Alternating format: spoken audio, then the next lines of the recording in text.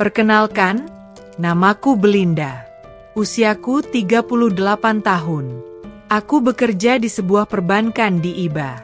Meskipun aku sudah berusia 38 tahun, tapi aku belum menikah. Aku pernah menjalin hubungan 2 kali, namun keduanya kandas di tengah jalan.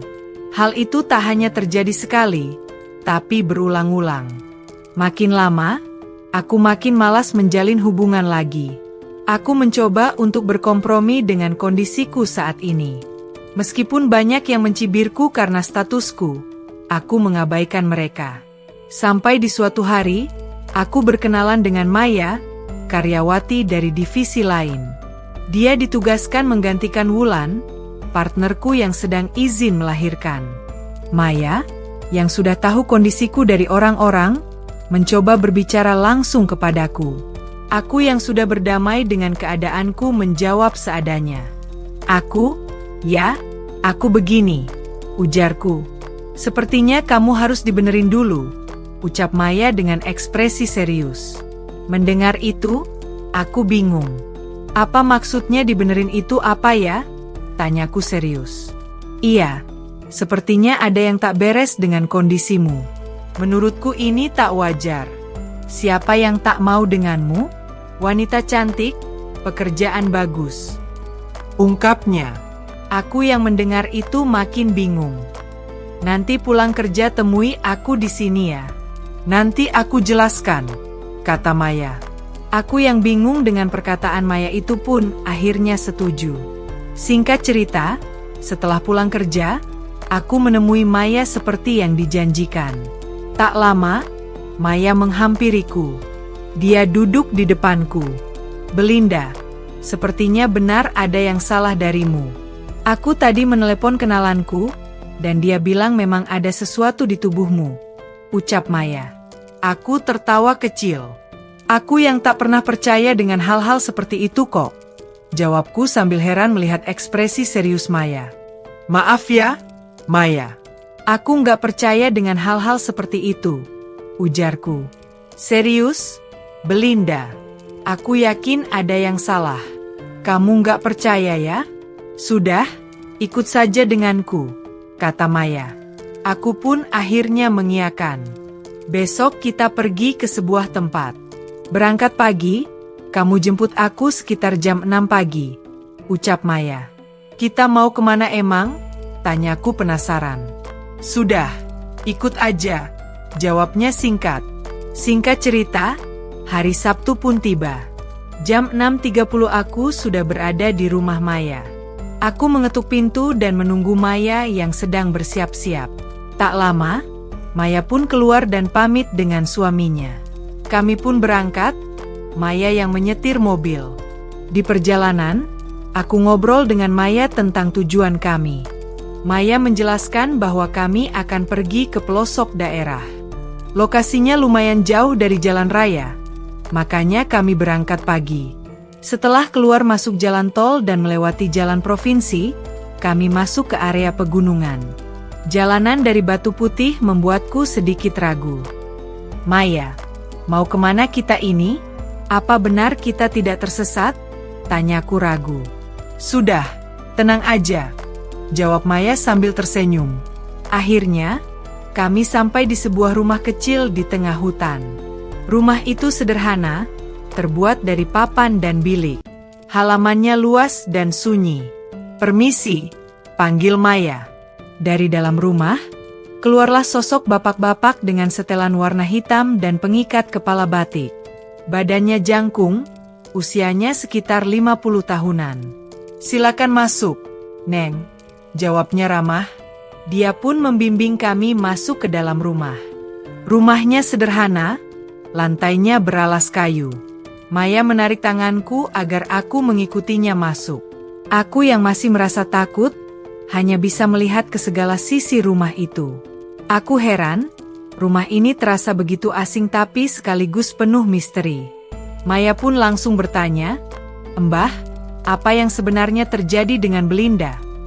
"Ada sesuatu karena peristiwa masa lalunya," ucap Mbah Joko. Mendengar itu, aku begitu syok. Sampai sebegitukah kondisiku? Neng, sudah bawa syaratnya? Tanya Mbah Joko. Sudah, Mbah, jawab Maya. Mbah minta kemenyan putihnya dulu, ucap Mbah Joko. Maya pun memberikan bungkusan kemenyan itu kepadanya.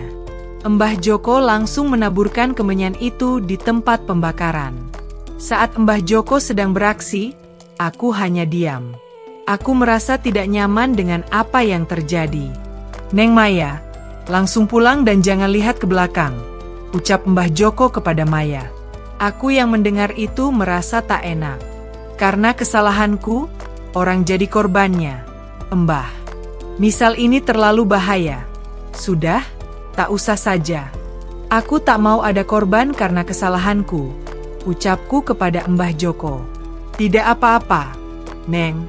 Ini resiko Mbah, dan hal seperti ini tidaklah benar untuk diteruskan, jawab Mbah Joko sambil menenangkan. Kemudian, ia mengambil bungkusan lain yang ada di meja praktiknya dan berpamitan sejenak. Setelah itu, Mbah Joko kembali menghampiriku. Neng, gantilah dengan ini, kata Mbah Joko sambil memberikan bungkusan kain kafan dari Maya. Aku pun bingung. Mbah, apa ini? Apa yang harus aku lakukan? Tanyaku. Mbah Joko menjelaskan, nanti malam, kita akan ke suatu tempat. Hari sudah gelap, dan suasana akan sedikit mencekam. Jangan takut, ya. Malam itu, kami berangkat. Neng, ikut aku. Jangan takut. Lihat saja ke depan, jangan melirik ke kiri atau kanan, apalagi ke belakang, ucap Mbah Joko sambil membawa obor untuk menerangi jalan. Kami berjalan lumayan jauh melewati ladang. Mbah Joko menyuruhku mengikuti langkahnya. Sesampainya di sebuah tempat yang terasa sangat sunyi, Mbah Joko meminta aku duduk dan membaca mantra yang dia ajarkan. Perlahan, aku mulai merasakan sesuatu yang aneh. Di kejauhan, aku melihat sosok hitam bertanduk tinggi. Sosok itu seperti ingin menyerang Mbah Joko, tapi tak bisa mendekat. Mbah, itu apa? Tanyaku sambil gemetar. Tenang saja, Neng. Jangan takut. Lanjutkan bacaannya dan jangan berhenti, tegas Mbah Joko. Aku terus membaca mantra sambil menutup mataku rapat-rapat. Suara-suara aneh terus terdengar di sekitar kami. Tiba-tiba, Mbah Joko memintaku berdiri dan berjalan menjauhi tempat itu. Jangan buka mata sampai aku bilang. Apapun yang terjadi, jangan buka mata, perintahnya. Aku hanya menurut.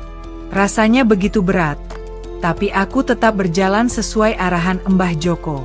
Setelah semuanya selesai, aku merasa sangat lelah. Kami pun kembali ke rumah Mbah Joko.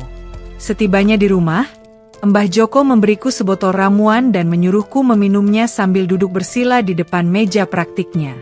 Aku mengikuti semua arahannya tanpa banyak bicara. Mbah Joko mengajarkanku beberapa cara untuk melindungi diri. Dia menunjukkan berbagai jurus yang belum pernah kulihat sebelumnya. Aku hanya bisa mengikutinya dengan serius hingga malam berganti pagi. Ketika ayam mulai berkokok, Mbah Joko mengakhiri aktivitas malam itu. Ia memintaku menyerahkan kain kafan yang sebelumnya kubawa.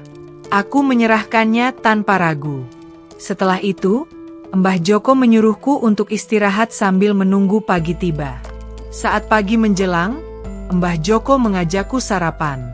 Kami makan singkong rebus sambil minum teh hangat. Tak lama kemudian, Maya datang untuk menjemputku. Maya terlihat senang karena aku dan Mbah Joko dalam kondisi baik-baik saja. Sebelum pergi, Mbah Joko memberiku penangkal agar kejadian serupa tak terulang lagi.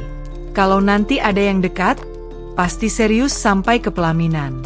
Kalau belum ada, pasti banyak yang mendekat, ucap Mbah Joko sambil tersenyum. Aku pun mengucapkan terima kasih kepada Mbah Joko dan memberikan sebuah amplop sebagai tanda terima kasih. Namun, Mbah Joko hanya tersenyum tanpa banyak berkata. Sesampainya di rumah Maya, aku berpamitan dan mengucapkan terima kasih. Setelah itu, aku pulang ke rumah dengan badan yang terasa sangat ringan. Keesokan harinya, aku kembali bekerja seperti biasa. Benar kata Mbah Joko, banyak yang mulai mendekatiku. Dalam sehari, banyak teman laki-laki di kantor yang mengirim chat WhatsApp, mengajakku berbincang, hingga menawarkan untuk pulang bersama.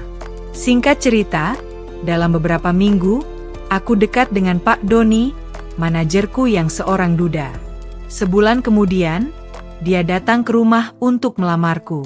Aku pun akhirnya menikah dengan Pak Doni, manajerku sendiri.